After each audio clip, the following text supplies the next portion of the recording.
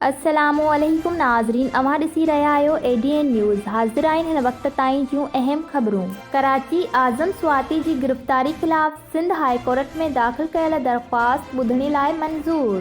हुकूमत नेब जी ख़ुदि मुख़्तियारी ख़त्म करण वारी समरी रद्द करे छॾी। काशमोर पुलिस जी कार्रवाई 2 महीना अॻु अगवा थियल इस्लम शाह उर्फ़ सदाम शाह ऐं अमानुल्लाह भट्टी खे पुलिस मुक़ाबले दौरान बाज़ियाब करे वरितो।